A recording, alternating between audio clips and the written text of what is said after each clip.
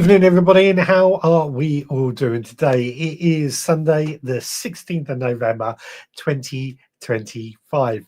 Hope everyone's had a great weekend, and I hope that everybody has avoided any damage from the storm that has came through this week.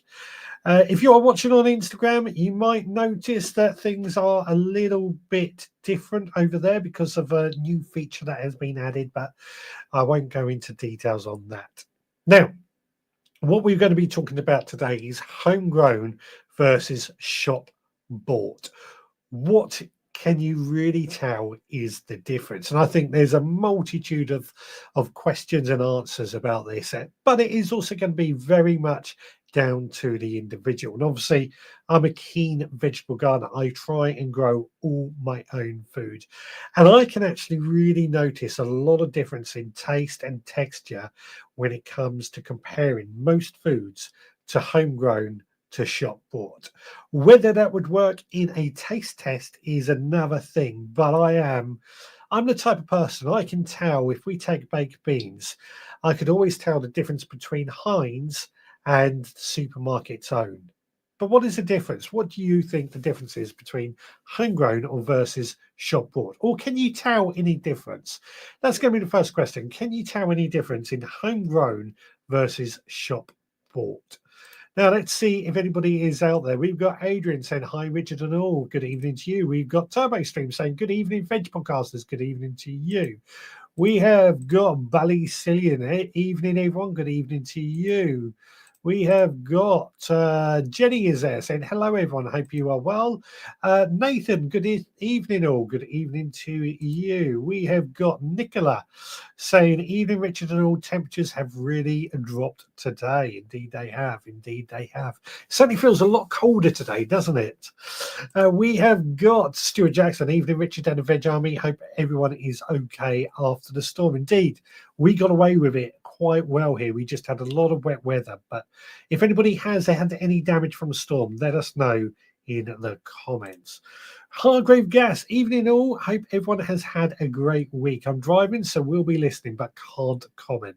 Sorry about that. No worries, you drive safe. That's the important thing. Scott is there saying good evening all. Good evening to you. Kate is there saying good evening, Veg Army. Good evening to you. Format is wrong, says Digwell. On what? Where are you watching? I wonder if you're on YouTube and you've got your phone in vertical mode. That might be what's going on there. Try holding it in landscape and see if that makes any difference. Anna says this is a mobile phone chat. The other one is better. Okay, this might be a YouTube thing. Just bear with me. I'll see if I can change it at some point. Gary says good evening all. Good evening to you. Rebecca is there saying good evening all. Good evening to you. Are you British? Yep, I am British. Very British. Turkey is Turkey. It's yummy. Yep, I'm British. Turbo Stream, we were in the amber zone. I think we had over 70 mil of rain this week. Yeah, I've avoided it, but we did have a lot of rain, which has filled up my water butts quite nicely. Stuart Jackson, own grown carrots, tomatoes are much better than shop bought ones. Oh, homegrown carrots and tomatoes are much better than shop bought ones. Indeed, I think they are. I do think carrots, tomatoes are great examples of things that taste better when they are homegrown when compared to the supermarket. So I agree. There's definitely a difference. What is the difference that you find, Dave? Gary says homegrown certainly more wonky. Good point. That is a good point. I don't see that as being a bad thing, having wonky veg, certainly when it comes to carrots, but that is also an example of where perhaps supermarkets can be a little bit better. On my PC, video is in portrait. Is that so? Let's see if I can change it. It should be in video according to this. Anna Jones says there are two chats. If you're on a PC, go to the other. Okay, that explains that. it's a new thing that StreamYard have brought out. Apparently, I can stream in vertical or portrait, and I've chosen to do it both for YouTube just to spread the algorithm about. Andrew is driving home at the moment. We'll engage better when home. Evening, Richard and everyone. Good evening to you. We've got Turbo Stream. Now, 2 live streams going for some reason. Yes. Anna Jones, hello to you. And Jenny says, shop veg makes me ill. I'll have to buy organic and grow as much as possible. And Turbo Stream, the other one is in vertical format. Portrait on my phone too.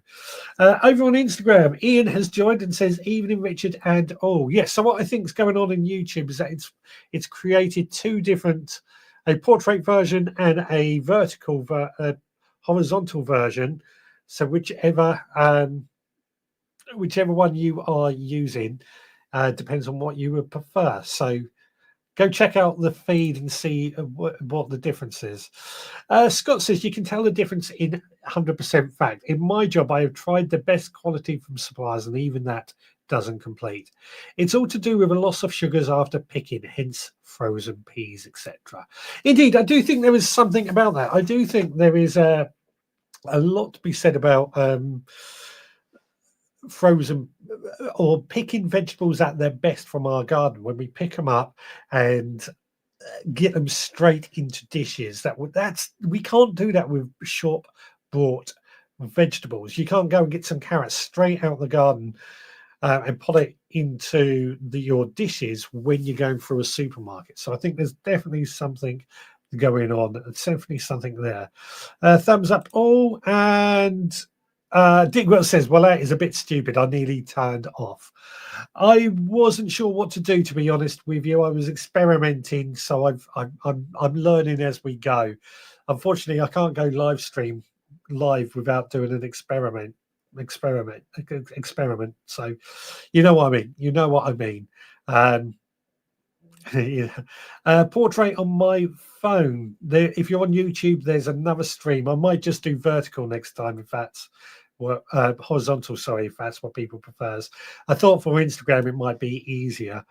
Turbo Stream says I turned off on both streams, and Gary says, oh yeah, I was on the vertical one, not a fan of that. The normal stream is much better. Lesson learned. I think for Instagram, I don't like portrait. I'll be honest with you. I much prefer horizontal anyway when I'm watching anything. But Instagram is meant to be for portrait, and when I see it on the screen, the normal portrait that we do on Instagram is janky. So I've done it for both on YouTube, but I'll probably get rid of the vertical one next. The portrait mode, sorry, next time. Just to complicate things. Turbo Extreme says, I tend not to buy vegetables that I grow, so I can't really compare the two. Oh, excuse me. Fisher Cato, hi, hello to you. Stuart Jackson, I think we only pick where veg we're going to use in the shop is at least 2 weeks old. So let's get on to the subject, really. Over on Instagram, Toby Clark and Andy's Garden 24 have joined. Let's really get into it. Let's get into the meat and bones. I think it's safe to say that most of us here in this audience will be growing their own food. And I certainly am an advocate for that. I think growing our own food is the right way to live. I don't have the right to tell anybody how to live, but I think it is the right way to live for a multitude of reasons. The biggest reason that I think people should be growing more of their own food is I'm hearing more and more people are struggling financially at the moment because the cost of living is just going up and up and up. And I think that is a bit of a problem. That's, for me, is a good reason to grow your own food. But it has to be worth it. And I feel that the flavour when we grow our own is so much better than shop bought. Now, things like tomatoes and carrots are 2 great examples of foods that are incredibly more tastier when we grow our own compared to shop bought. And I do think that is I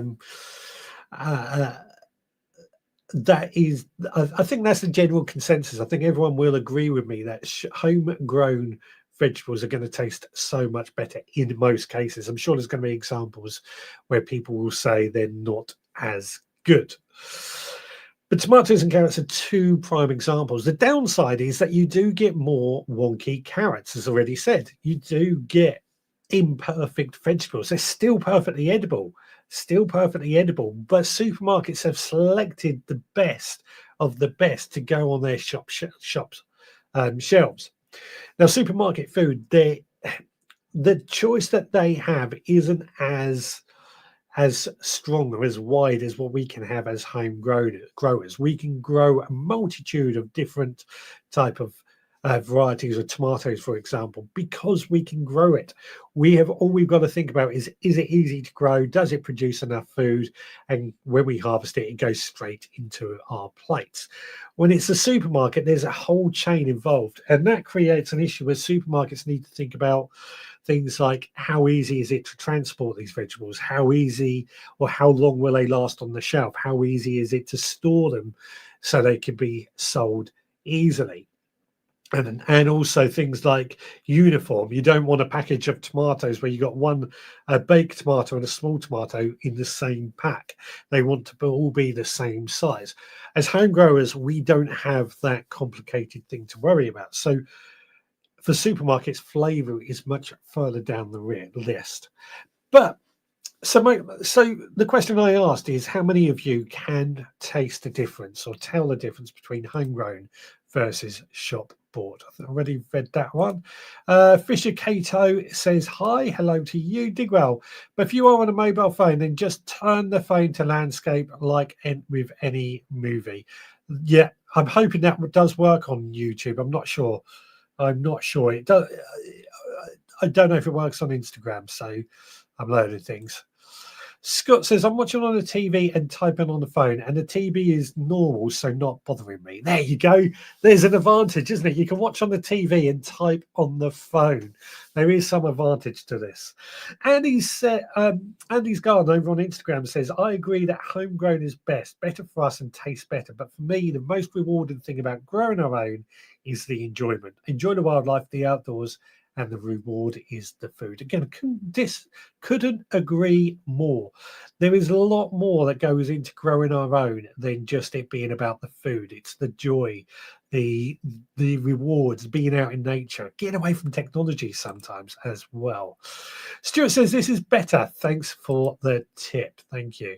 Digwell says, it all depends what you mean by shop, supermarket, farm shop, greengrocer, etc. So this is actually a very good point, because I think there are different grades. So a supermarket, I think they're for the mass market. They're going to buy in bulk, but they've got a lot more. Well, they're catering for the cheaper end of the spectrum, I guess you could say. A greengrocer is that mid-level. I think the greengrocer gives good quality food, but if they don't sell it, they make a loss. So they've got a very fine balancing point between that. And I'll throw in market gardens as well. That being said, there's a lot of market gardeners now that actually grow their food and take it straight to market, which tallies in with farm shop, which I put at the second highest level behind grow your own. And the reason I say that is because, generally speaking, I know there's going to be a lot of controversy about farm shops. We mentioned that quite a few times. But for me, the farm shop does sell high quality food in general, that you much better than what you would get in the supermarket. May not necessarily be grown on the farm shop, but it might be benefiting local farmers in one way or another, like a co-op type thing. And it says strawberries, raspberries, sweet corn, and tomatoes are all better homegrown.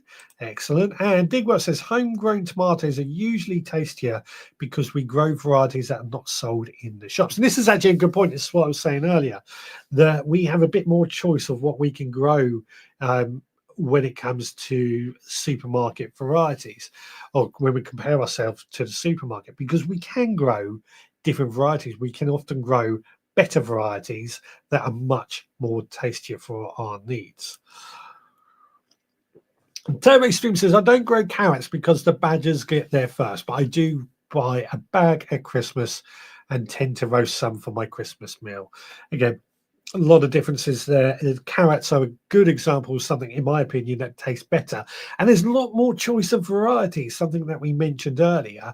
But some of the varieties that we might grow at home may not make it to a supermarket because of the fact that they won't last long enough. A supermarket might need food to be there for a couple of weeks before it even sees the shelf, whereas our tomato carrots, you pull them out the ground, within a couple of days they've started to dry out and go wrinkly unless you've taken action. So there is definitely something about the supermarket type of thing that needs a bit of a thought going on. Nicholas says, I prefer the homegrown flavour over shop bought. I think the other important thing is, unless you buy organic, no chemical sprays or feeds. Yeah, again, something about organic food, something about growing your own is that we are more likely to be organic and we have more control about being organic to a point.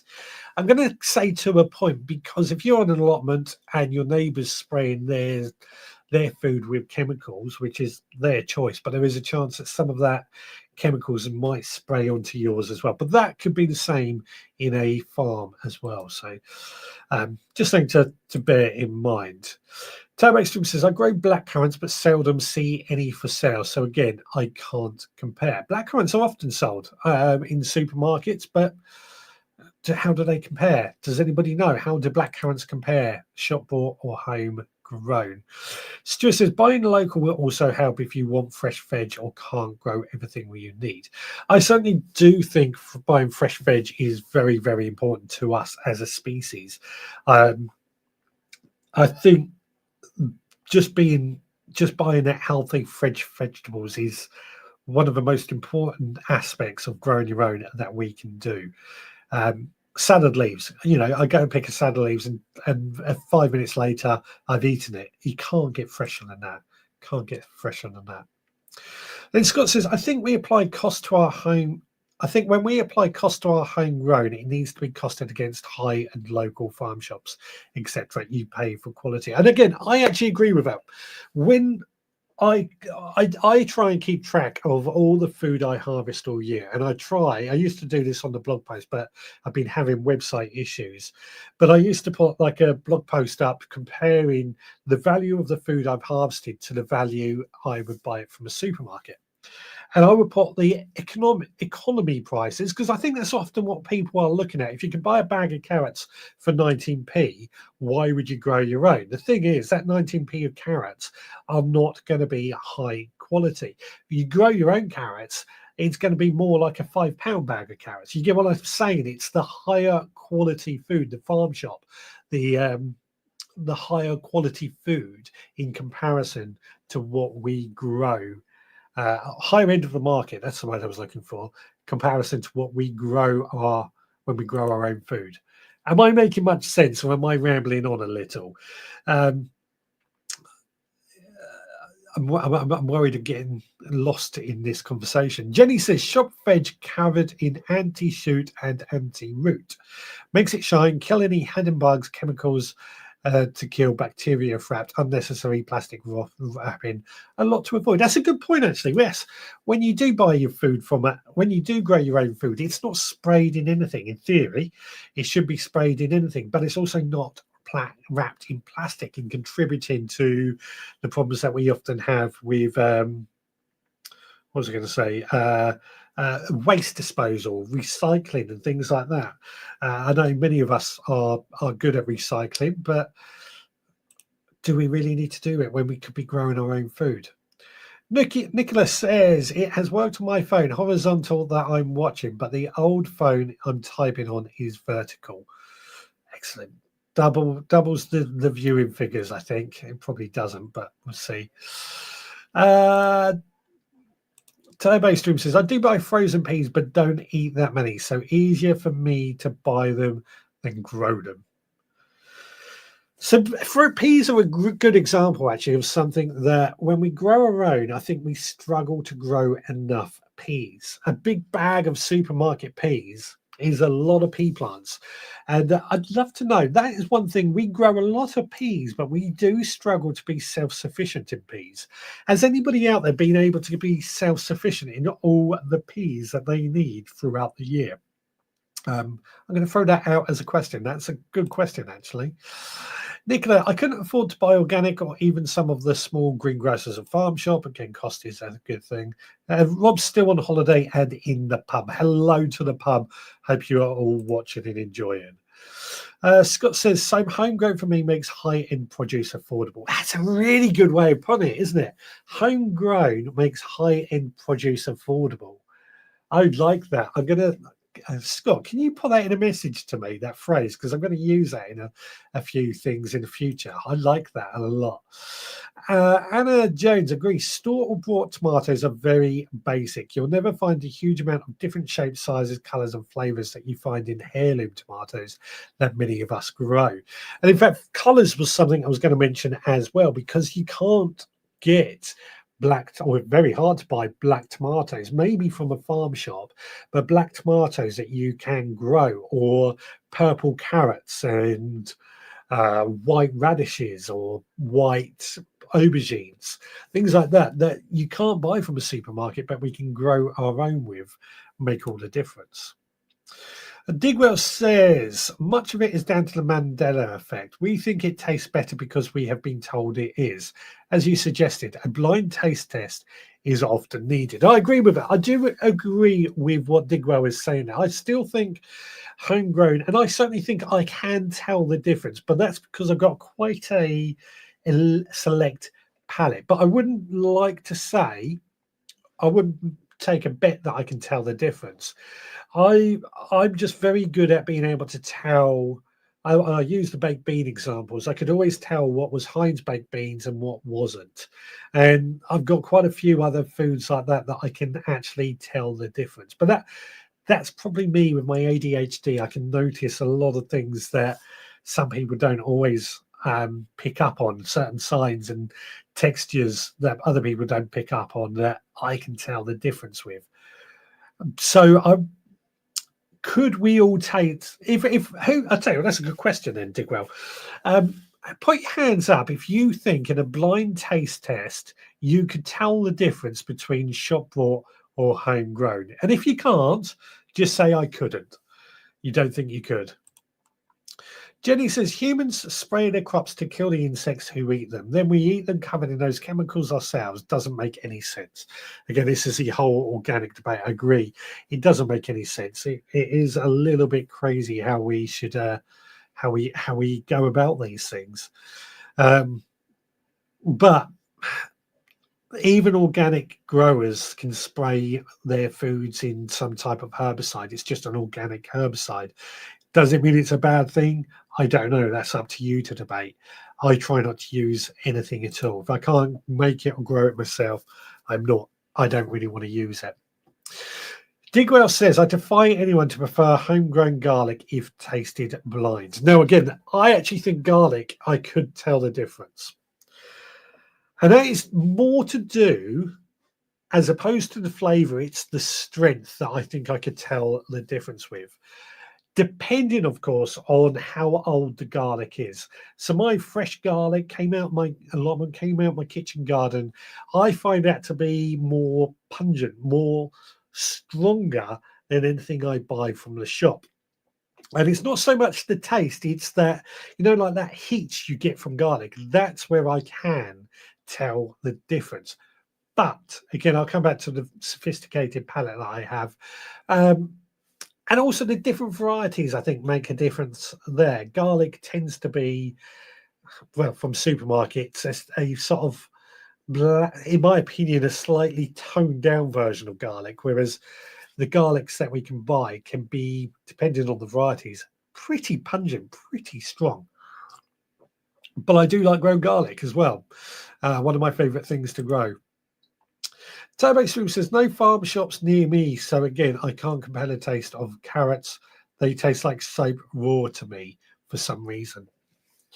I wonder if that's to do with a similar thing as, is it coriander that tastes like soap? And I'm just trying to work it out. Carrots and coriander are from a same family, if I'm not mistaken. So I wonder if there's something going on there. Can you eat coriander? Nicholas says, Turbo, what about growing carrots in an old water containers raised off the ground? And so, as a non-foodie, I doubt I could taste the difference. I've never seen black currants on sale here. They're all over the place. So you might find them, you might not. Gary says some things I wouldn't eat if I didn't. I wouldn't eat if I didn't grow it. That's a good point, actually. One of the best examples of that would be something like Jerusalem artichokes, or kale is another example. Except for somebody in the audience who I know despises them, despises kale, that is. But before I really got into growing my own, I never really ate Jerusalem artichokes or kale. But once I started growing my own, I realized that I actually quite like the things. I mean, Jerusalem artichokes I don't grow anymore because they're really hard to keep in check, keep in control. But they were tasty when I did grow them. I quite enjoyed eating them. I didn't like the after effects though. Didn't like the after effects. Fruit is often, says Scott, not always, if not always, is picked underripe, so it travels better. Homegrown, you can pick it at its best. Again, that is very, very true. Very true. But this is what annoys me to a certain extent. Strawberries are available all year round. It is possible to grow your own strawberries all year round, I guess, if you have the right ability growing them indoors. But in a supermarket en masse, that's pretty difficult to do. Turbo Stream says, I do prefer my sprouts to shop bought ones, but that might be the variety rather than the quality issue. Again, I don't doubt that. But what is it? I think this is a question. What is it that you feel is the best advantage of homegrown compared to shop bought? What is your number one reason for homegrown versus shop bought? Jenny says, I also eat seasonally. I will not eat supermarket veg or fruit, and I will not support the mass greedy imports, etc. Do many people realize carrots, etc., in supermarkets are imported? That's not always the case. Some are grown in the UK. Many times they are grown in the UK, but they are also imported quite often. Nicholas says, homegrown food you can't match with shop bought. That straight off the plant, warm flavour and taste and smell. Again, I don't disagree. Don't disagree at all. Jenny says, I was self-sufficient in peas a couple of years ago. I asked earlier if anybody was self-sufficient in peas. So Jenny was. I sowed every few weeks and had several small groups of plants. As older plants slowed down, younger ones were getting into full production. There we go. That answers that. So Jenny has been self-sufficient in peas. Digbert says, even experts say that frozen peas are better for you. The starches do not form as the peas are frozen within minutes of picking. And this is absolutely true. Yes, peas are another example, like sweet corn. I can't think of any other examples, but peas and sweet corn in particular, they need freezing or they need blanching at the very least as soon as they come off the plant. So sweet corn is a great example. When I harvest my sweet corn, it's the very last thing I will do on the allotment. And then I rush home, get it into a pan of hot water for literally a minute, I've got an itch on my leg, sorry, just to blanch it. And that then can go in the freezer or eaten after that. And that is literally to stop the sugars turning to starch. And that's why homegrown sweet corn can sometimes taste a little, less sweet, because those sugars have turned to starch because they haven't been blanched for quick enough. Top tip, blanch your sweet corn within an hour.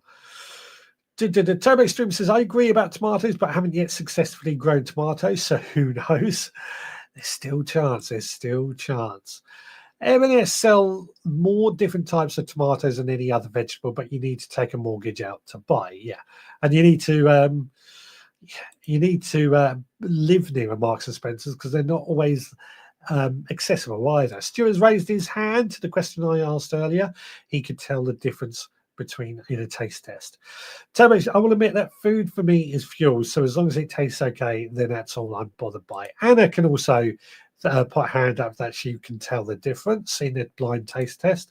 Nicholas says, I think you can taste the difference. Also, homegrown often feels denser when biting on and chewing. Yeah, I mean, texture is a big thing. It's not all about flavor, texture, and what else? Freshness. density. There's a lot of good reasons of telling the difference. Another veg is sweet corn, is better from my garden. Yep, and for the reasons I've just explained. What else have we got? Chili cat. I think you will taste the difference with some veg, but not the others. You know, I was expecting more people to say that actually, and I have to agree. I do think there are. Um, thank you, thank you. Somebody's just messaged me. I've been trying to. I spotted it on the camera as well. I was trying to remove it discreetly. Yeah, there are some foods that you can tell the difference more than others. I was expecting more people to say that that might be a good question. Is there any vegetables that you can't tell the difference with? I know Digwell's already mentioned what's it called? Garlic. What else have we got? Scott says, I can taste the difference. Carrots and peas, etc., will taste sweeter. Garlic, when eaten raw. I'm getting lost there. Screen keeps moving. When eaten raw, will be hotter in taste, and when cooked, you will get away with using less because it's stronger in taste. Good point. Good point. Turbo Stream, the badgers still attack carrots. What have we got? Chili Kate, Digwell. Let me give my words out. Sorry, I'm getting a little paranoid. As people would say, is that not a different subject? The global supply chain, strawberries in winter for me taste better than my own because I don't have any. That is a very totally different subject. I'll grant that. I will grant that is a totally different subject. Turbo Extreme says, I tend to eat seasonally, but I do buy blueberries and bananas. I freeze most of my homegrown veg anyway, so as to extend this seasons. Again, I think it's right to sort of say, I'm not going to run down supermarkets completely or go in to buy things like bananas because I've never been able to grow a banana. I've tried, but I've never actually been able to produce a banana here. I would love to. One year I might be able to do it. Nicholas says, peas never seem to get to the kitchen unless sugar snap peas. A few make it to the kitchen. Here it's a 3 minutes walk from picking to the pan. Again, that is one of the other troubles with peas, isn't it? They are very like sweets. Eat them straight away. Intelligent Horticultural Soul has joined over on Instagram. I keep meaning to get back to your emails. I'm useless with emails at the moment. Chili Kate says, bought veg has to have the country of origin displayed on it, so it's easy to know where it's from. Yeah, exactly. That's the point I was trying to get to earlier as well. This is why if you look at the packaging, you often actually see, I think we often do supermarkets a disservice because they are actually trying to source more from UK suppliers where they can. It makes sense. It's just the cost sometimes that brings it down. Turbo Stream, I have an M&S near me, and actually some of their products are price matched. I was surprised, to be fair. Lucky you. Lucky you. That's all I say. Jenny says, I haven't eaten shop bought veg for years, so I don't know if I could tell the difference with taste, but I'm sure you could with some veg. I'm pretty certain I could. Pretty certain I could. On some veg, not all. Andrew has joined. For me, the greatest joy is to harvest something and go straight to the kitchen. Again, this is what it's all about, isn't it? Picking that apple, picking that sweet corn, picking that turnip and taking it straight into the kitchen and turning it into something even more delicious. I think that is why we do it. That is why we do it. Digwa says, again, there are different carrots. Some are sweeter than others. Again, and this is the point as well. Some are sweeter than others. Some are harder. Some are softer. Some are better for mashing. Some better for roasting and steaming. Shops only sell a few types. This is it. Same with potatoes. Same with so many things. Different carrots, different varieties, different uses, different needs, different everything. A lot going on there. A lot going on. Turbo Extreme, there were a few apples on the sharing bench. I took a few. They were all rotten inside. So apples is one of the things I do buy. So if they're rotten inside, that's because they probably had a worm, like moth larvae actually lay its egg and puddle and dig through the apple and create some holes. This is where organic gardening has its fall downs, because if you do get vegetables attacking. Great example. I've my potatoes this excuse me, my potatoes this year. I've grown quite a few potatoes this year, and I actually did a lot of potatoes. Harvested some of my best potatoes I've ever grown this. Oh, I knew it was there somewhere. Sorry, I have really weird hiccups. I've grown some of the best potatoes that I've ever grown this year, and wide reasons why that has happened. But I've also noticed that quite a bit of worm damage. Now, a lot of the other pests I have, wireworm and things like that, have not been a problem. But worm or slug damage, sorry, is the word I'm looking for. Slug damage is the word I'm looking for. And that's because I don't use chemicals. I don't use chemicals. So you're going to have to expect to lose some of these foods to this. I must try non-bio carrots in the future. Codling moth, that's the word I was looking for. But as a way out from that, oh, missed it, sorry. Use a pheromone trap to deal with those. Exactly. Organic methods is a way to do that. Nicholas says, I have trouble with rats stealing veg potatoes, especially through the autumn and winter.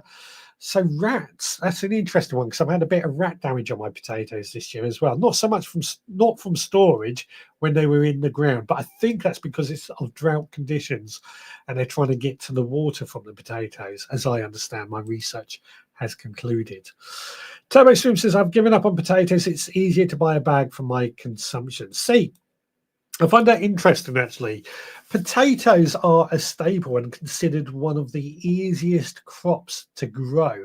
I'm reading this book called about the Dig for Victory campaign from World War II, and potatoes have featured quite heavily in it, especially at the beginning, because quite a large area was originally intended to be given away to growing potatoes, recommended to grow potatoes. And then it became obvious that people were eating more potatoes than any other green veg. So the recommendation was to reduce that back down. But that didn't stop people from growing lots of potatoes, because they were considered easy to grow and a staple and a good food source for people to eat in times of famine. Digwell says most veg have an ideal time frame for harvesting, e.g. 85 days from seedling emergence, etc. Too early, too late, and the taste is the same can be the same as shop bought. Yeah, again, it's about picking up the best, and that's something you can do when you grow your own, isn't it? You can pick your food when it's at the best. Gary says, rats stole my potatoes from storage too, Nicola. Keep them indoors now. Yeah, this is something we've got to look at, isn't it? We've got to look at how we can make things a little bit more protected. Nicola, the ones here are generally hungry. They have easy access to water on the farm. A lot of people have been reporting rat damage to their potatoes this year, actually. A lot of people, more than normal, is what I understand. And it is believed to be due to the drought, but who knows? Who knows? The M&S shop is probably the nearest food shop to me. Aldi is twice the distance. That's lucky. I mean, again, this is the joys of supermarkets. There's normally one somewhere nearby. But I say my garden is even closer than the supermarket, so I can go and harvest my food straight from the garden. I don't have to go into the shop. Another phrase from the Dig for Victory campaign is an hour in a garden saves an hour in the queue, which is something I'm going with. Ballyskillian says, I would say freshly harvested veg tastes better than what I don't. I would say freshly harvested veg tastes better. That's why I don't store any of my crops. I let the supermarkets do it for me. Good point. Good point. Digwell says bloody autocorrect. I didn't spot anything, so I get it. Turbo Stream says my potatoes all sprouted before I got to eat them. I know you cut them off, but it put me off. If they sprouted, that's because they're too warm. You just need to keep them somewhere really cold. Digwell says, no T-bone steak in my garden, so have to go to the shop anyway. Have you not got a cow in your garden? But I take your point. I do take your point. We're lucky we do have chickens in our garden, which of course lay eggs. And I just realised, I mentioned last week how my chicken had laid a small, beautiful blue-green egg. And this is it. This is it. Look how small that is. But boy, isn't it beautiful? What a lovely, lovely colour. And again, this egg has came from my garden. It hasn't came from the supermarket. It's came from my garden. You wouldn't find an egg like that in the supermarket, would you? I'm very happy with that. Very happy with that. My potatoes were tiny. I like jackets mostly, so need decent size. Tiny potatoes mean lack of moisture, believe it or not. I have found, well, I'll discuss potatoes another time, because I've found that I've produced some of my best potatoes this year, and I've put that down to 2 reasons. Nicola, I'm looking forward to. Did anybody see a flash across their screen now? I've put my phone in a different place, so I don't know if it's affecting you. Nicola, I'm looking forward to harvesting more grown veg fruit next year and in raised beds. Nothing wrong with eating sprouting spuds. Exactly right there. Exactly right. I do think there's a lot to be said for homegrown veg when compared to shop bought, though. And I am, as the saying is, grow more food. This is my motto: grow more food. We're going to continue to grow as much food as we can. We don't want to buy anything from supermarkets. I'm lucky, obviously, I've got a reasonable sized garden. I've also got the allotment, so I can do it with a lot of thought, a lot of hard work. But I much prefer to do that than go down to the supermarket myself. Tesco sell bluebell aracuna eggs, and they are blue. Well, you have to go and show me up, but are they as good as that one? Are they as good as that one? Actually, eggs are a great example of something that goes on in the supermarket, because my eggs, and we can actually tell the difference here. So my eggs for my birds, generally speaking, the eggs, the color of the yolk is much more vibrant and holds together much better. We can tell the difference when we're cooking as well, the difference that goes on when we are cooking our eggs. But boiled eggs, interestingly, my eggs being so much fresher than supermarket eggs are at least 30 days old, whereas my own eggs, it could be a few days. And if we boil my eggs, what we find, and this is a known thing, is that the shell is actually quite hard to come away from the egg. You end up actually taking chunks of the egg white when you peel away the shell. And that is more due to the freshness of the egg than anything else. The egg is just too fresh that the shell doesn't peel away very easily. So, yeah. Turbo Stream says, I'm sticking to a few basic veg next year, just a few beans, onions, parsnip, etc. I need to tackle my homegrown garden and reducing my veg I grow on the allotment. Yeah. Nicola, yes, can see flashing on your phone. Right, I moved it out of the way so it won't happen, I hope. Digwell, I don't eat that many spuds, so they go off too quick. Okay. Different ages for eggs for different uses. Again, that is very true. That is very true. But a good dippy egg, I mean, who doesn't like a nice boiled dippy egg? You actually do need it to be a few days old so that the shell peels away from the egg white and the yolk a lot easier than older eggs. Gary says, smallholder near me has eggs for sale. Yolks are very different color, but break easily during cooking. Yeah. It's these sort of things. There's a lot of advantages to homegrown or home-laid eggs, but there's also disadvantages at the same time. I meant to say, over on Instagram, Toby has put in for, and it's a good example actually, a hashtag cookalong, make carrot pickle, which unfortunately, Toby, that hasn't came up on the on the thing, on the giveaway tool that I use. So I think there must be something going on where it doesn't quite work with Instagram, I'm afraid. I will have a look into that in the future. But if nobody else pots in a cook-along, it's going to be carrot pickle. Or somebody could mention carrot pickle as well. Know exactly what you're saying. Eggs are one of the best proteins with extra nutrients to eat. Absolutely, absolutely. Digwell says, good trick for perfect poached eggs. Break the eggs into a sieve so the excess water runs through. No wispy whites in the water then. Darn, another secret gone. There we go. There we go. There you go, Toby. Jenny's put it in for you. Gary, depends on how small a small holding is keeping birds. Carrot pickle or pickled carrots. Okay, Digwell, remember your one is going to be pickled carrots. If you come up, you're going to be pickled carrots, but Jenny is going to be carrot pickle for Toby. There we go. There we go. Would you like to see a video? Let's do that. Let's go to this week's cook-along. So I've done something a little bit different this time. Let's see what it's all about. Hey!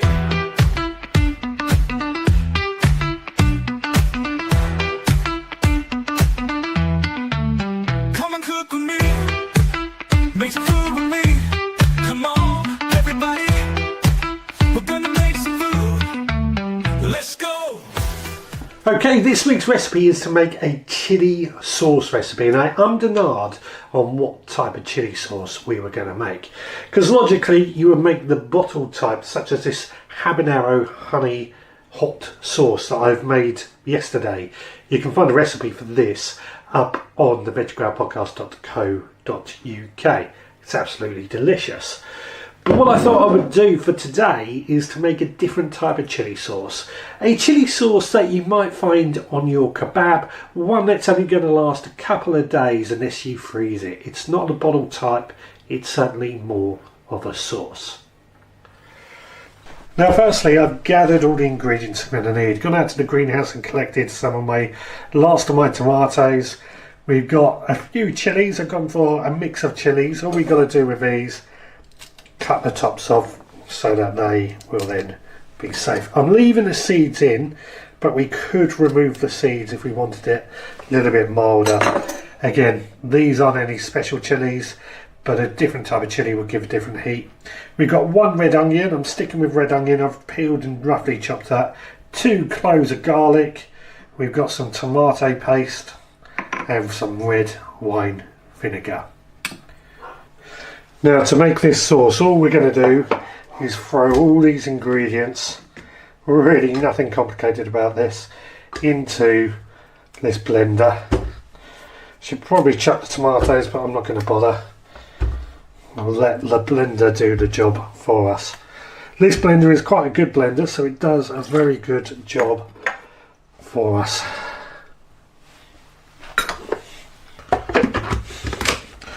And then we turn it on, blend.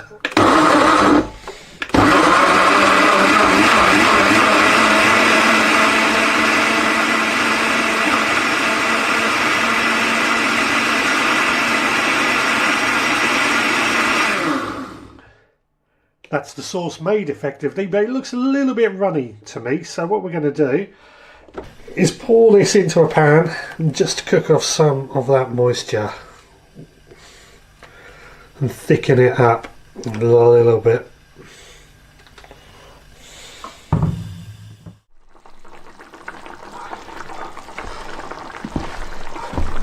So this has only been a couple of minutes, not long, 5 at the most, and it's reduced quite a bit. It's thickened up the sauce nicely, but the colour is now definitely a much more vibrant red, which is what we want. I'm just going to add in some chopped herbs, parsley particularly, grate in some pepper,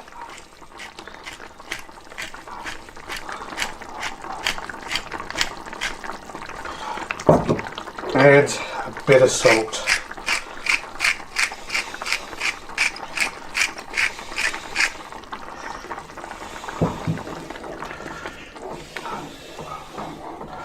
That definitely, to me, Looks more like the chili sauce you would expect to see in a kebab.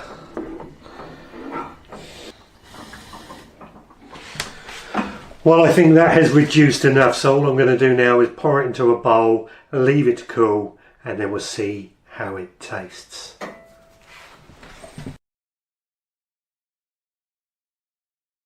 And as if by magic, here you go. This is our kebab chili sauce. Looks absolutely amazing. I've got to say, we made quite a big batch of this in the end. We're going to put some of it in the freezer, but we're going to see what this tastes like today. Oh, that is lovely. That is really, really, really lovely. There's not a huge amount of chili in it. Those chilies that I chose were grown in my straw bales on the allotment, funny enough. I did put in some of my habaneros, but I was trying to be a bit mild with it. And I think I could have probably added a bit more chili to it. Perhaps my habaneros to add a real kick to it, but I quite like it. I quite like it. Room for improvement. Very delicious, very fresh tasting, would go lovely on a kebab.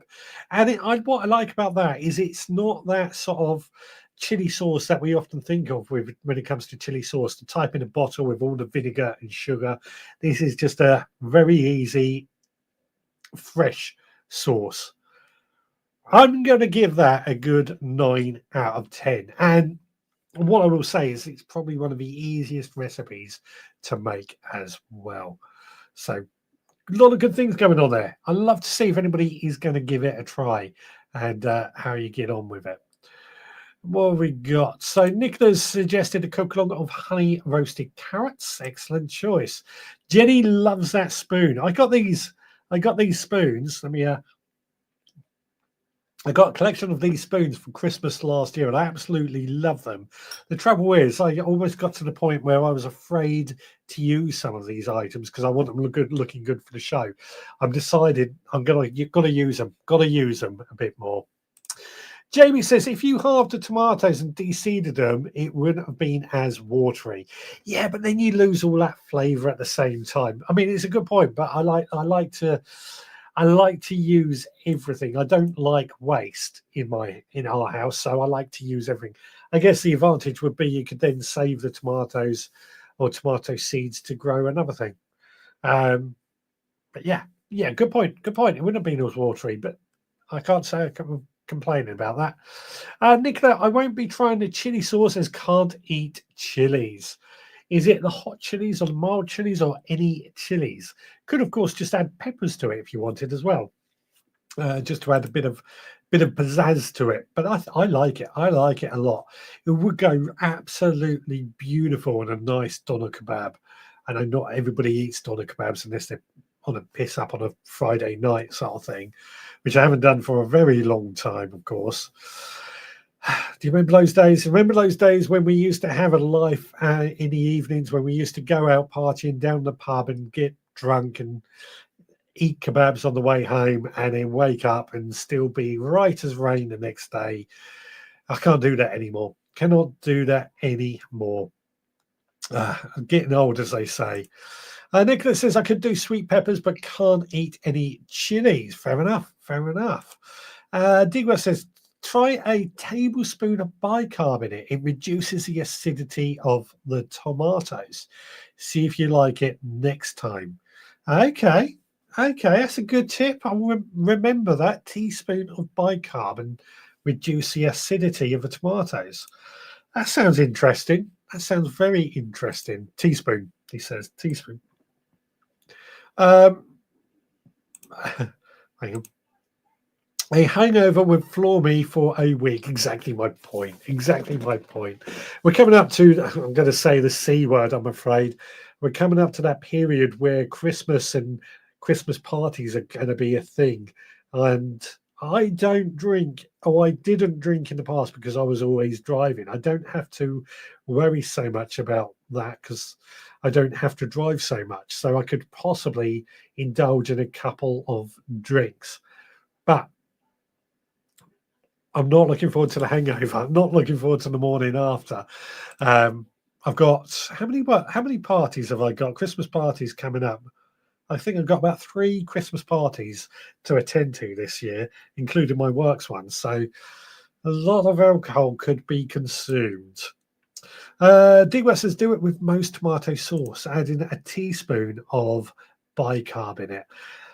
See, this is why we love some of these little recipe ideas. This is why we love sharing recipes. We do need to do more cooking, I think.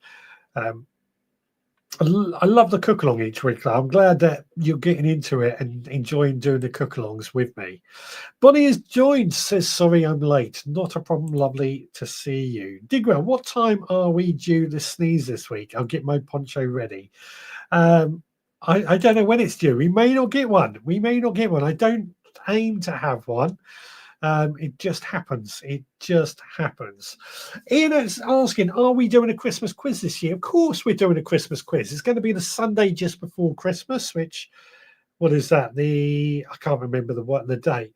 But we're going to do our Christmas quiz on the Sunday before Christmas, and then we're going to have our New Year's party the Sunday before New Year. We do that every year. We We cannot not do our Christmas quiz, can we? It's a bit of our tradition. Plus, I think it does us good to get around the computer around Christmas and have a bit of fun, doesn't it? Jenny says, I have not had an alcoholic drink for over 10 years. Don't miss it. I drank enough for a lifetime in my teens. I'm in exactly the same boat, actually.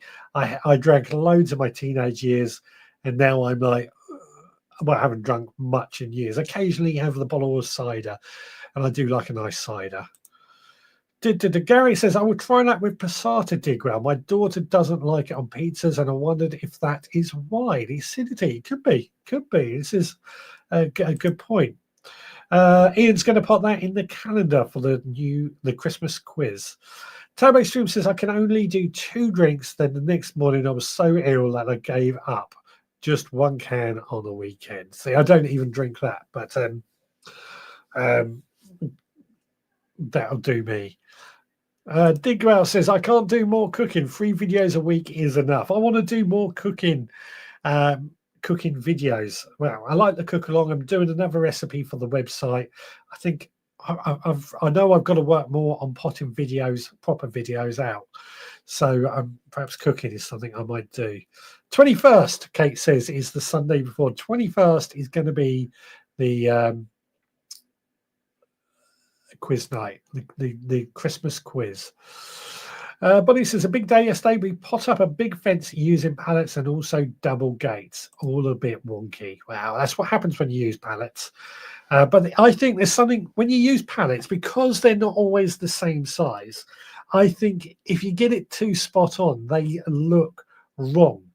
I think if they look intentionally wonky, they have much more appeal when it comes to using pallets. My perspective, anyway. Unless, of course, they're all the same to do. Terry Stream says, I need my annual photo montage then. Yes, we do. We need all that. And Jamie says, I've got a glass of red on the go now. Also, a sprinkle of sugar also combats the acid in the tomatoes. There you go. All these tips and tricks do well. Digwell says, 1 glass of rum does me in. Maybe 500 ml is a bit of a big glass, but what the heck? A 500 ml glass of rum. Yeah. I don't really do spirits, to be fair. Sometimes I might drink whiskey, but very occasionally I like it quite weak, to be fair. But yeah, rum. I brought back rum from St. Lucia when I went there all those years ago, and absolutely loved it. Absolutely delicious, except I couldn't drink it. It was tasty, but I couldn't drink it in large quantities. Gary says, anyone ever made a fence out of hazel? Good question. Has anyone ever made a fence out of hazel? That is a good question to ask everybody. Kate loves rum. And Bonnie's also had a delivery of a load of raw manure, 30 bags. 30 bags of manure, raw manure. Wow, that's a lot. Right, what is the time? 7 o'clock. Do we think we should go? Yeah, let's do it. Let's go to our video, mission video. Where are they? Here we go. I think this is going to be something we can debate a bit afterwards as well. So let's go to it and see what everyone says. So for this week's mission, you wanted me to discuss allotments and dogs, namely people who bring their dogs down to their allotment. Now, this is quite a touchy subject, I feel, so there's going to be a lot of debate, and I welcome that because I have to admit I am a dog lover. I'm an animal lover, but I particularly have a passion for dogs. Now, you will obviously know I have Roxy, my Staffordshire Bull Terrier crossed with a Shar Pei, who is the light of my life. She is my absolute favourite dog in the world, and I have a lot of fun with her. But I very, very rarely bring her down to the allotment. Now, a few reasons for that. One is that when she's around me, she wants all my attention. I kind of understand that. I'm a bit soft with her. So when I'm trying to work on the allotment, I find it very difficult if I have Roxy with me. So I don't bring her down for that reason. But the other reason, we have a rule on our allotment sites that all dogs must be tied up when they are down on the allotment. Now, I know there's going to be a lot of debate whether tying up is the right thing to do. I personally don't like the idea of tying a dog up, but I think there are particular cases when that is necessary, as long as it's not for long periods of time and you're not leaving the dog tied up. But I don't like the idea of it, so I don't bring Roxy down and tie her up for it. The one time I did do that, going back a couple of years ago now, she actually got off her lead, basically pulled her harness off, and she was running around. I was trying to get her back. Of course, I had to drop what I was doing, trying to get her back. She took it as a game, and then one of my neighbours over there had had let all their chickens out, and she saw them and grabbed one of them. I was not best impressed. Luckily the chicken survived, but the owner of the chickens wasn't very happy at all, and I can completely understand that. Now, counteract to that, he brings his dog down regularly. Every time he comes down, his dog comes down with him, but he doesn't tie his dog up. He just lets his dog roam free. Now, his dog doesn't go for the chickens, so there is a slight advantage there, but at the same time the dog is just roaming around. In fact, when this gentleman leaves, the dog will follow him in, just running alongside the van, and it upsets quite a few people. So my stance is, I do believe there are examples where a dog can be well trained enough that it can be down on the allotment, but it has to be very, very well trained, and I think that is the key thing. A very well trained dog, same as any dog, it needs training. Now, we've had an example in our live stream with Adrian of where he has had a dog actually bite him recently, and that is an example of the owner not training the dog and not taking responsibility for his dog and his dog's actions. That to me is a very, very wrong line. You are responsible for that dog, and you are responsible for the allotment. If your dog is a risk, you keep it indoors, you keep it muzzled. So I guess what I'm saying, for me, should dogs be on the allotment? Maybe, maybe not. It depends on the dog. The key thing is the owner must abide by the laws and keep the dog trained. Now, I know there's going to be a few people who don't like dogs as well, and I think that is completely understandable, and this is why I say the dog has to be well trained and kept on their own allotment, not allowed just to roam the place. We also have quite a few dog walkers. I think they're allotment holders, but they just walk their dog around the allotment. Again, I don't have a problem with that, but the dog is kept on a lead, which I'm fine with. What do you think? Let us know in the comments. Indeed. So in summary for that, I believe that dogs can be on the allotment, but they need to be very well trained. And the trouble I have is that people in general do not train their dogs well enough. I'll take responsibility for Roxy. Her recall is not good enough. The rules are, even out and about, not on allotments, but even out and about, your dog has to be under control at all times. If you have a dog off the lead and the dog doesn't come back to you 100% when you call it, it is not under control and therefore shouldn't be off the lead. That's how we take Roxy, and obviously that's where I feel it is on the allotment. Most people do not train their dogs well enough to be on an allotment. That's my thoughts. That's my thoughts. Margaret says, am I doing the quiz again for you? If you would be so kind, that would be great, please, Margaret, because you do such a good job every time. If you have that time, that is. Nicola says, I've just put up a split hazel fence to stop the ponies climbing into my front garden. It's a commercial made one. Fantastic, fantastic. Commercial made hazel fence. Brilliant. Kate says, hashtag mission, build a raised bed cover. Good one, good one. Love Roxy. I do too. She's my little girl. I'm a bit besotted with her. So, yeah. Chilli Kate says, I never take Reggie on the allotment when I'm working, but I have done when I'm checking on things. He's poorly at the moment and we are really worried. I'm sorry to hear that. Is he okay? Yeah.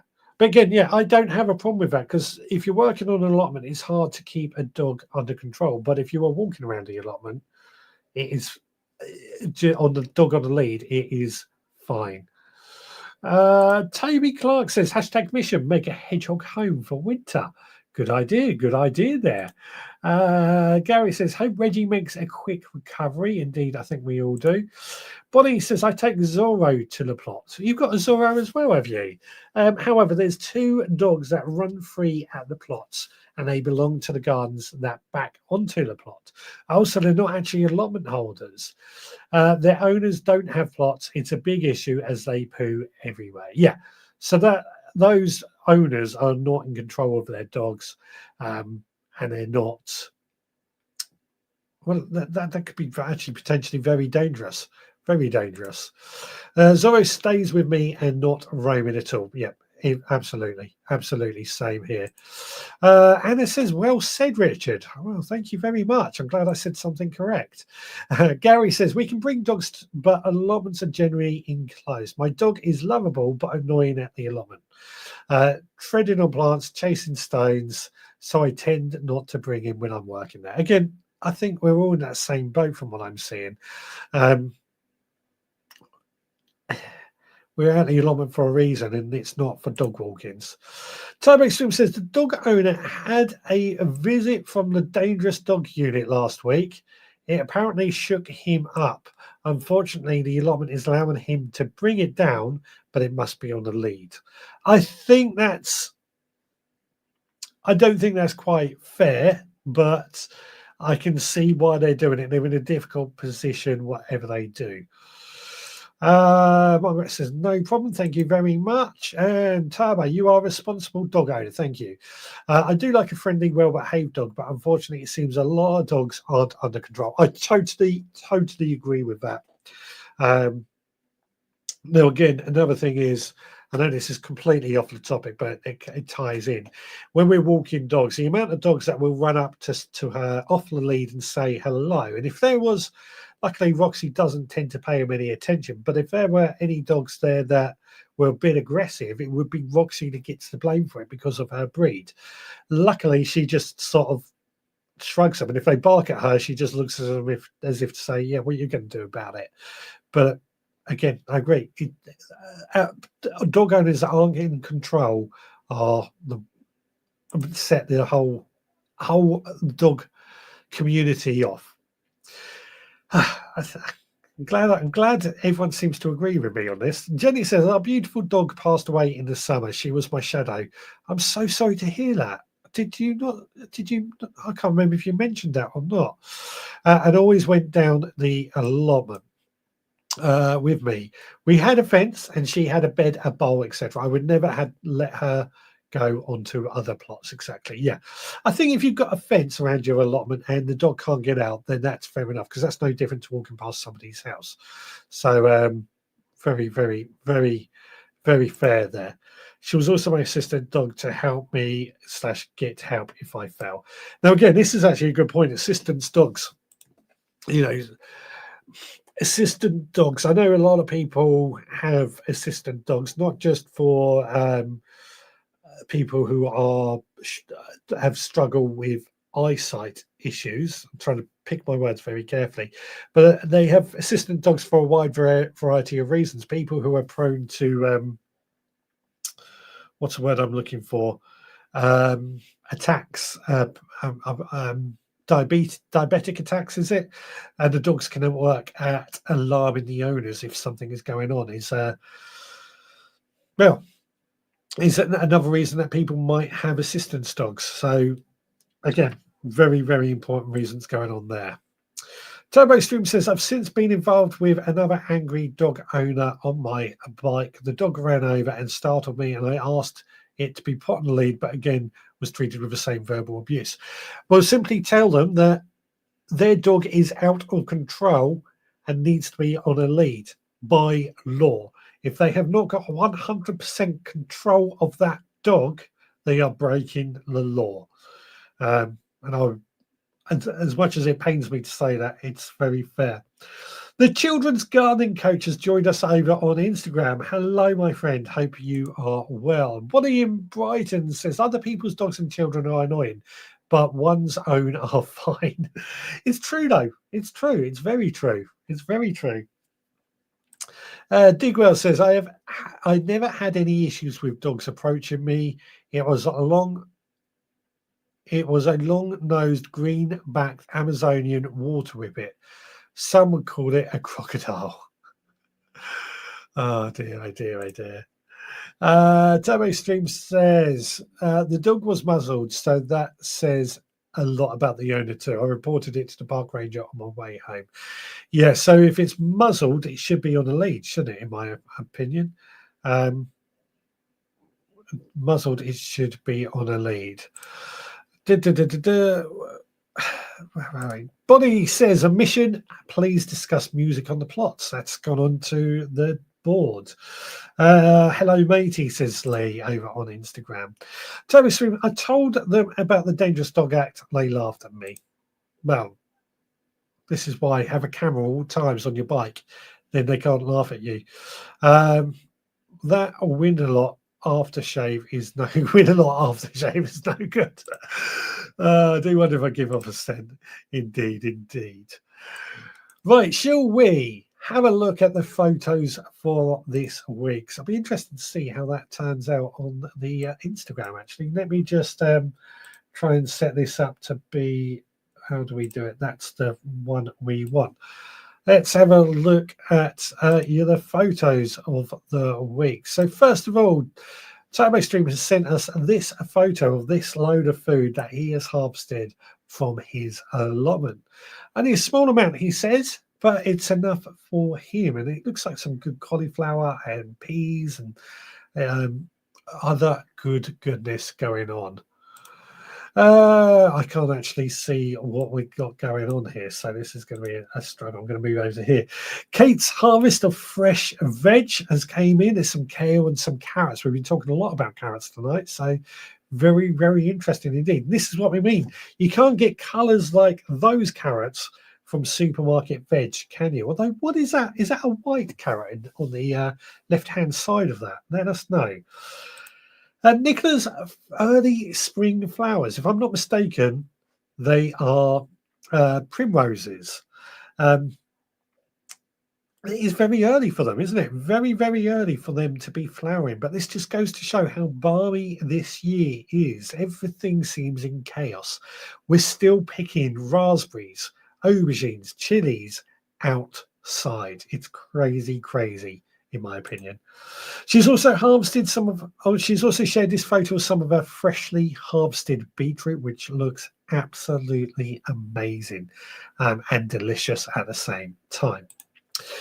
Kate's got a lovely birthday gift, a Hori knife, one of my favorite gardening tools. It's good for cutting, it's good for digging.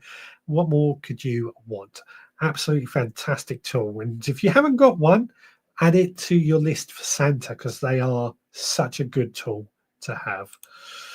Now, Steve has shared this weather report, and he basically said he was going to have to stay inside on Friday because the weather was so bad. I have to agree. I do have to agree.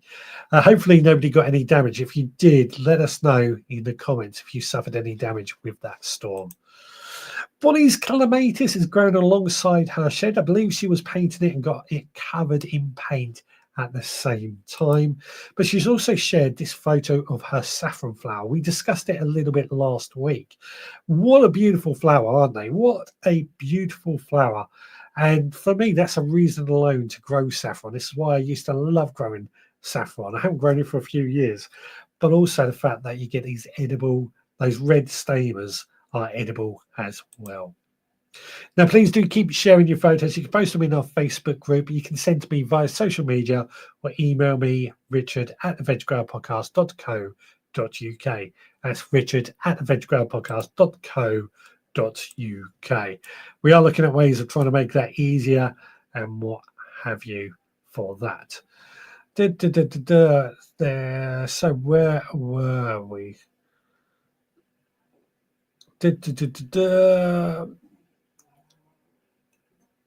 Right, Turbo Stream says, I'm coming around to the idea of a camera, but I really don't want to. See, I am starting to come to the conclusion that we need to always be recording all the time. I mean, dash cam cameras are a great example. I used to have a dash cam camera in my vans. I haven't bought one in my car at the moment, but I will do. Just because it gives you so much more. If something wants to happen, it gives you that little bit more protection. I know quite a few people are probably going to disagree with having cameras everywhere, but it is what it is. Bonnie says, I put a wildlife camera this week and caught a fox and a squirrel plus 2 cats. I saw a video of the wildlife camera in the Facebook group. Unfortunately, I can't download videos from the Facebook group, but I did see the video of the fox walking along. Wildlife cameras are incredibly good thing to have as well in your allotment, your kitchen gardens, see what's going on when you're not there. Good for security as well. Turbo Stream says they were sprouts. I called them peas. I did think they weren't peas, but it just rolled off the tongue quite nicely. White carrot. It was a white carrot in that photo. Thank you very much. And Ayla says they were fabulous carrots as well. Stuart says the Hori Hori is the tool I use the most. Great tool. I'm with you on that. I am with you on that because I do love using my Hori Hori. Degrouse says numerous roads were closed by the police around me, and even though I live on a hill, there was an inch of water in my garden at its storm peak. It's bad, isn't it? We need that rain, though. We have needed a lot of that rain. The trouble is the ground is still quite dry, so it's not soaking into the ground quite easily. But hopefully, after a few months of rain and our reservoirs and rivers start filling up nicely, we'll hopefully recover from it. It's been a dry year, so it's good to get some rain. Great photo, says Gary, and Bonnie's put hashtag cookalong, cooking using plum jam made from plums grown in the summer. I didn't make any plums from the plums I grew in the summer, but I could buy in some plum jam nonetheless. But yeah, good idea. Digwell says, my stand on cameras, if you have nothing to hide, then why worry? I agree. Exactly right. Although that applies to so many things. If you are in public, there's no expectation of privacy. So therefore, you are able to carry out photography and photos when you are in public. Key thing there, being in public. Kate says, I don't know how I managed without a Hori Hori. You've only had it a few days and you're already converted. It's such a great tool, though. Such a great tool. Jenny says, great photos, everyone. Indeed. And Chilli Kate says, hashtag cookalong, something with mooly. I need ideas. Oh, that is a good excuse me. A good idea. Mooly or daikon radish, as it's also known as. Great Asian recipe thing. Turbo Stream says, I was out for a bike ride. Why should I have to record it in case I encounter some aggressive dog owners? The world has gone mad if that's the case. So the reason being is that it works in your defense. So if it's done by word of mouth, it's your word against his. There's no real evidence to back it up. I agree with you. Why should you have to? But how if somebody accused you of doing something and you couldn't prove it either way, how would you feel with that accusation? But if you've got video evidence that it didn't happen, it's going to back you up, and vice versa. If it did happen, it will back you up. That's all I would say. It's that sort of insurance policy. But I agree at the same time. Bonnie in Brighton, the council finally came to remove the rubbish pile I cleared out from my plot when I got it in May. 5 months later, you're very lucky they cleared it out. To be fair, most allotments expect you to clear it out yourself. Although sometimes they do have a skip come to there. Thomas, I don't go around being aggressive, so why do others? Sorry, Rent Avon. Fair point, fair point, fair point. Pickled moolie is good with sushi. Oh, there we go. And the previous owner left broken lawnmowers, paint pots, broken hand hose pipes, etc., etc. It's annoying when people do that. If you saw the state of my neighbour's allotment, they've abandoned it over a year ago. There's some good stuff on there, trees and things, but a lot of junk at the same time. Digwa says, what about if a car knocked you over and drove off? It's a valid point. It's a valid point. This is why I say it's an insurance policy in case something does go wrong. Jamie says, my hori is awesome, but my Dutch trail is a very close second. I'm not familiar with the Dutch trail, so I'm going to have to look into that. I will have to look into that and see what that is. Right, so it is that time where we call it the rent or rave of the week. I've really got to work on making these sort of segments tie up nicely, but the rent or rave of the week is going to be a rave because we like being positive. We try to do more raves than anything else. And my rave of the week is about my aubergines. I'm still harvesting aubergines. Here we are in literally the middle of November and I'm harvesting aubergines. I've had a really, really good year for aubergines. A lot of those sort of fruits, chilies included, have been really, really quite successful. But aubergines, I find a lot of people struggle to grow good aubergines. We've discussed it on this podcast, on this live stream, sorry, a few times in the past. Now, I found that the secret, or I believe the secret with aubergines is to start them very, very early. I'll start mine off, well, I've started them off already, started sowing some seeds December, January, but give them a really protected season and grow them for a very, very long time and try and grow them as much as possible. We have harvested so many aubergines. It's been amazing. Now, the advantage is that they are grown in some of my greenhouses, both here and on the allotment, which is how we've managed to continue producing aubergines this late. But also my microclimate here on Littlehampton, we do have probably quite a mild climate considered compared to the rest of the country, but my garden as well is incredibly well protected. The microclimate is even better, so I think there's quite a few things going on, and aubergines do like that sort of self-facing wall to be productive and to be a really good, strong, productive plant. So a lot of good things going on about aubergines. This year has been a good year for aubergines, but the fact that they are still growing strong at this time of the year says a lot, I think. What do you think? Is anybody else still harvesting their aubergines this late? Over on Instagram, Hayley R. Davies has joined. Lovely to see you. Hope you are well.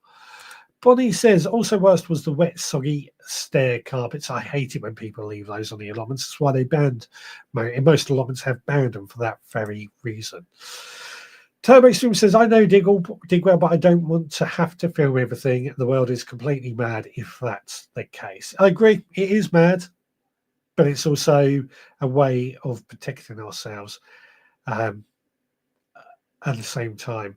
Bonnie says her rave is how useful pallets are. They have their uses. They do have a lot of uses if you can get hold of lots of them and see what they get on. Jenny says, oh, I missed it. Jenny says, do a #mission, do a tool review to help people think of Christmas ideas or for those starting out in gardening. I was actually going to do the Christmas present the week after next. I'm probably, please jot that down, actually, Jenny.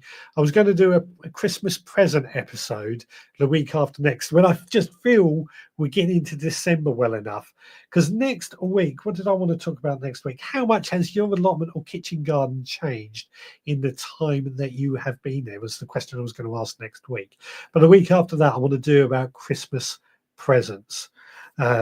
Just because you know what I'm like with Christmas, I don't like doing it too early, and we're nearly at the point that I feel it's okay. In fact, on the podcast, we're going to be having a few brands come along and discuss some of their products in the run up to Christmas. Gary says, hashtag cookalong, your favorite baked aubergine recipe. A lot of cookalong emissions this week, which is great to see. If we get a frost this week, I might harvest my parsnips. Good idea, good idea. Digwell says, on my plot, there were 3 layers of weed membrane in places like a lasagna of membrane and soil. It's annoying when that happens, isn't it? It's very annoying when they leave those things in the soil and don't bother picking them up. Adrian says, I'm planting courgettes and potatoes. I nearly dumped on newly dumped sheep poo. Is this okay? I would let the sheep poo rot down. I'm trying to work out, I can't remember if it's a hot manure or a cold manure. The courgettes will be fine. It's the potatoes you might get a bit of scab, but if you let it rot down and mix it in with some compost, it'll probably be okay. Courgettes will be absolutely fine in it, though. No problem there. Or any squash for that matter, pumpkins, etc., etc. Jenny, does that include body cams? Maybe. What did Jenny say? I can't remember now. Something going on. Jamie says aubergines, chilies, and tomatoes still going strong. It's amazing, isn't it? It's absolutely amazing just how much is going on. Sheep poo is a hot manure, so it would possibly burn your plants. So you do need to let it rot down a little. I think courgettes and pumpkins might be okay with it, but just be warned that they might burn at the same time. Potatoes, I would be warned. The potatoes can be, but they might get a lot of scab from the manure, is the thing I was going to go with that. Jenny says, I've made a note so we can change it. Okay. The mission to tool maintenance. That's a good one. We'll do that in just a second. Is it okay to plant raspberries directly into manure? If it's fresh manure, then no, because it's hot and it could burn the roots. If it's well-rotted manure, I would try and add some fresh compost or well-rotted compost just to lighten it up a bit. But otherwise, yeah. Right, it is now time, if I find the share screen button, to do, what have we got? Our cook-along. Let's see, we've got 6 entries this week. You guys really been thinking about the cook-along, which is great to see. 6 entries.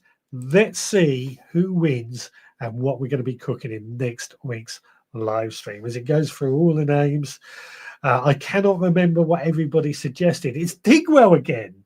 Digwell has a recipe, and I think his was pickled carrots, if I'm not mistaken. Am I right on that? Pickled carrots? Let me know. Stuart Jackson says, the best thing for me this week was watching another teacher sowing seeds with children. That's good news. That's good news. By the way, please do share your rants and raves for this week as well in the stream. Digwell says pickled carrots. There we go. That's what I thought it was. So next, let's find it again. We want the mission. The mission of the week, which is it that one? No, it's that one. So 4 entries as well. 4 entries on that. Let's find out what we have here. It rolls through all the names that could be there, and let's see who wins. It's Kate. Kate, I can't remember what your mission was now, so please do let me know what it was. Jenny is the one that shares it with me after the show has ended, so that we know what's going on. Digwell says, do you want a recipe? Yes, please, Digwell. That would be nice. I'll call it the Digwell pickled carrot recipe. That would be lovely. Tabo Stream says, were the children showing the teacher how to sow the seeds, Stuart? That's a good question. Good question there. Build a raised bed cover was the mission. There we go. So that's what we're going to be doing next week. Next week, as I said, I want to discuss, and I think it's going to be a good topic, how much your allotment or kitchen garden has changed in the time that you have been there. And I'm talking about the changes that you've made, but also the changes that go on around the allotment that are out of your control, or around your allotment and around your kitchen garden. What has changed? That's what I want to discuss that next week. The week after, I want to do the Christmas presents one. Trying to work out the dates. That'll be the 24th. Oh, that'll be like the 1st of December or something stupid like that, isn't it? Anyway, get the point. Anyway, it is 7:30. You've pulled up with me for an hour and a half now. I think you've actually had really good conversation going on, as always. Hopefully, I think we've figured out all this vertical and horizontal view changes. I think that's worked out quite well in the end, but it has been a good conversation nonetheless. Don't forget to share any photos that you have either in our Facebook group or with me directly via social media or email. We'd love to chat more. Love to share all your experiences of growing your own food. And remember, the slogan at the moment is grow more food, and the slogan that Scott came up with earlier as well, which I quite liked. Right, guys, you take care, and I will speak to you again as I set myself up ready to get out of here. I'll speak to you all again next Sunday at 6, where we will do it all over again. I'll see you then. Take care for now.